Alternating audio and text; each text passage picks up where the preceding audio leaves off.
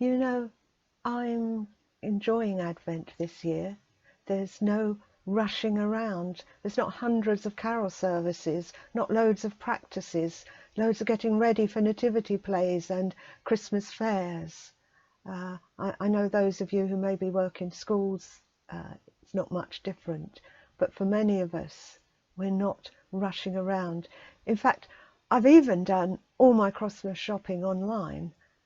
Not with that well-known firm, but with small independent firms and with charities. It was actually quite fun. But you know, we will miss the fellowship and the friendship and the getting together.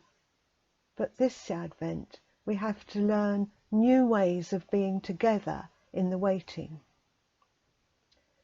And this year, the adverts have started and people are putting up their lights and Christmas decorations long before Christmas. But they're doing that because we want to begin to look forward and wait in anticipation for the joy. And as I said before, that our waiting needs to be active, not frustration, but a stillness. We need to bring back the stillness into our lives. This is a time, but it's important. It's not just between expectation and fruition. That time between those two is important. So it's not just that. This is not just a waiting time. It's an advent of hope. And not that vague hope that, I hope to see you again, but a sure and certain hope that we read God's promise in Hebrews chapter 6, verse 19. We have this certain hope, like a strong, unbreakable anchor, holding our souls to God Himself. Our anchor of hope is fastened to the mercy seat, which sits in the heavenly realm beyond the sacred threshold, and where Jesus, our forerunner, has gone in before us. The poem BCAD is about that hinge moment. I first came across hinge moment when looking at Remembrance Sunday and reading about the 2 minutes silence, about the 2 minutes, the first minute being looking back and the second minute being looking forward. And I feel Advent is that hinge moment where we can look back to the past and forward to the future. As we look back, because Advent Sunday is the beginning of the church's year, and so we look back at the past year and reflect for a moment on all that has happened, or all that God has been saying to us. And if we've listened to God through this very strange time, what is He saying to us? What is He saying to the churches? What is He saying to you and me?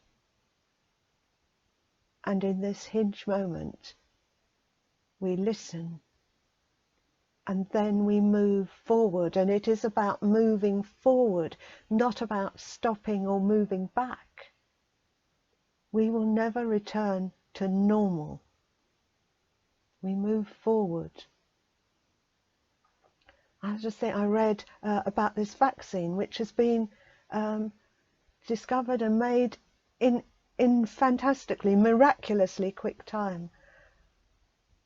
But actually the scientists have been working on it for a long time.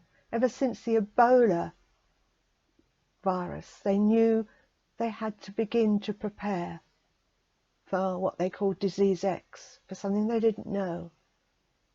They moved forward, and we have this vaccine in record time.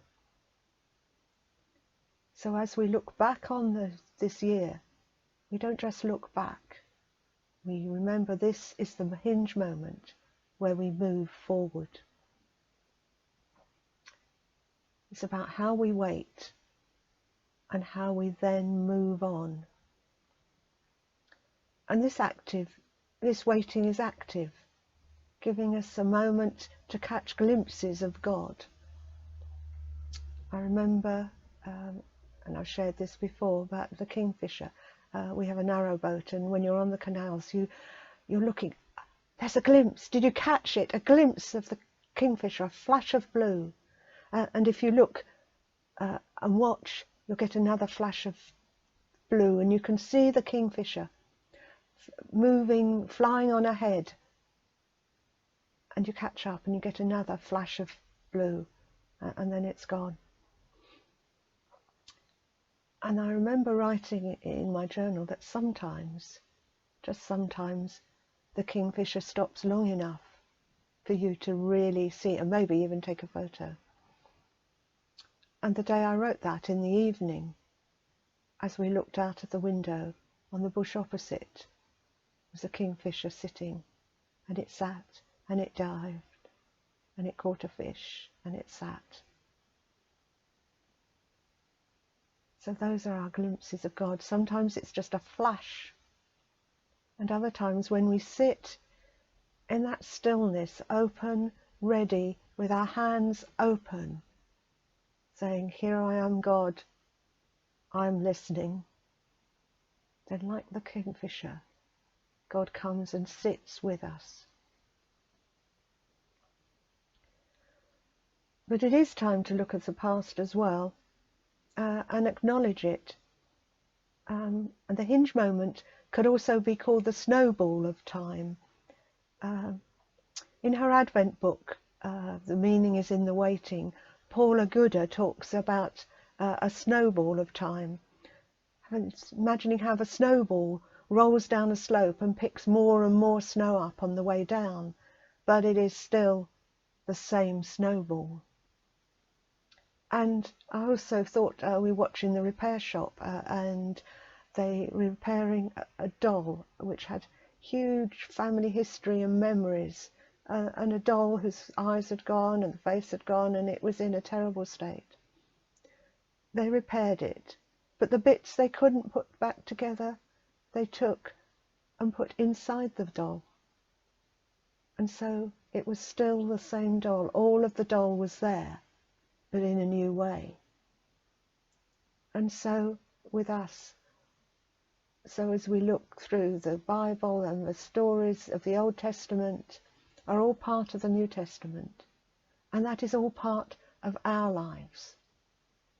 And all that has happened this year, whether a lot has happened or nothing has happened, it's all part of our lives and part of where God is leading us.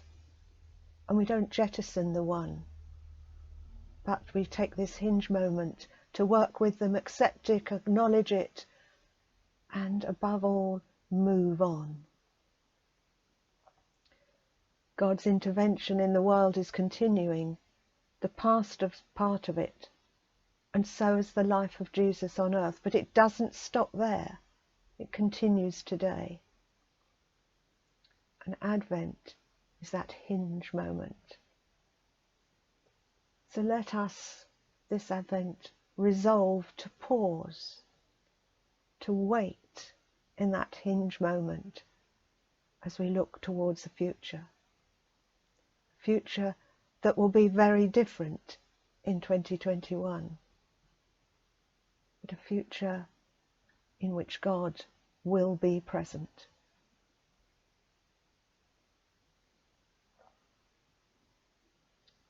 And I'll just finish these reflections with a prayer from the Iona community. You keep us waiting. You, the God of all time, want us to wait for the right time in which to discover who we are, where we must go, who will be with us, and what we must do. So thank you for the waiting time. You keep us looking. You, the God of all space, want us to look in the right and wrong places for signs of hope, for people who are hopeless, for visions of a better world which will appear among the disappointments of the world we know. So thank you for the looking time. You keep us loving. You, the God whose name is love, want us to be like you, to love the loveless and the unlovely and the unlovable, to love without jealousy or design or threat, and most difficult of all, to love ourselves. So thank you for the loving time. And in all this, you keep us, through hard questions with no easy answers, through failing where we hoped to succeed, and making an impact when we felt we were useless. Through the patience and the dreams and the love of others, and through Jesus Christ and His Spirit, you keep us.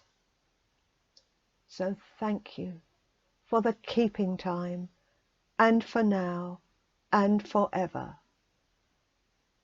Amen.